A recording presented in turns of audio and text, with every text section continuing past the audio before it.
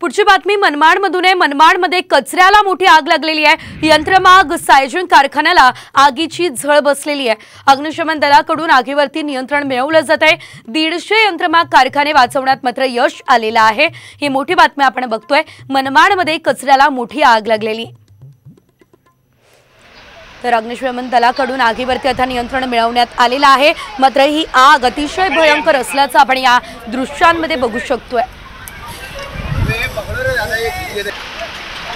150 यंत्रमाग कारखाने देखील वाचवण्यात आता यश आलेलं आहे। अग्निशमन दलाच्या गाड्या घटनास्थळी लगेचच पोहोचलेल्या होत्या आणि त्यांनी या आगीवरती नियंत्रण मिळवलेलं आहे।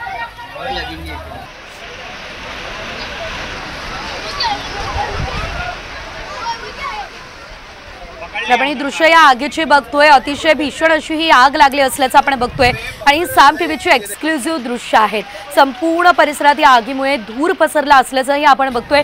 कचऱ्याला ही आग लागलेली होती, मात्र आता अग्निशमन दलानं आगीवरती नियंत्रण मिळवलेलं आहे आणि हा भाग रहदारीचा असल्याचं देखील आपण बघतोय। मोठी गर्दी त्या ठिकाणी लगेचच झाली असल्याचं देखील आपण या दृश्यांमध्ये पाहतोय। मनमाडमध्ये 150 यंत्रमाग कारखाने वाचवण्यात मात्र यश आलेलं आहे। ही आग अतिशय भीषण असल्याचंही आपण बघितलेलं आहे।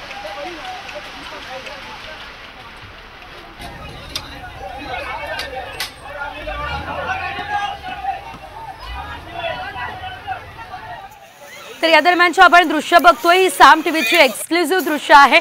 अग्निशमन दलानं आगीवरती नियंत्रण मिळवलेलं आहे। अधिकचे अपडेट घेऊयात आमचे प्रतिनिधी अभिजित सोनवणे यांच्याकडून। अभिजित, आपण बघतोय अतिशय भीषण अशी ही आग आहे, नेमकी आग लागण्यामागचं कारण काय?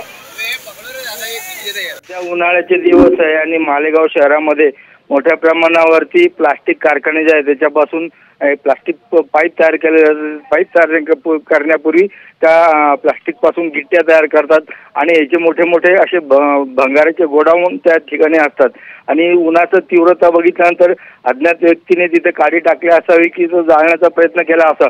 मात्र यामुळे ही आग इतकी भयंकर झालेली होती की त्यामुळे या परिसरातील जवळपास 100 पेक्षा जास्त जे यंत्रमाग कारखाने आहे त्यांना त्याची झळ बसू शकली असती। मात्र वेळीच अग्निशामक दल त्या ठिकाणी पोहोचल्यानंतर जवळपास मालेगाव महानगरपालिकेचे 7 अग्निशामक बंब या ठिकाणी घटनास्थळी पोहोचले। त्या परिसरात निश्चितच धन्यवाद अजय दिलेल्या या सर्व अपडेटसाठी। तर आपण हे दृश्य बघतोय। मनमाडमध्ये ही आग लागलेली होती, अतिशय भीषण अशी आग होती, मात्र सध्या या आगीवरती नियंत्रण मिळवण्यात आलेलं आहे आणि त्यामुळे मोठं नुकसान होण्यापासून वाचलेलं आहे। कारण हा संपूर्ण परिसर कारखान्यांचा परिसर आहे आणि त्यामुळे ही आग वाढली असती तर कारखान्यात देखील नुकसान होण्याची भीती होती।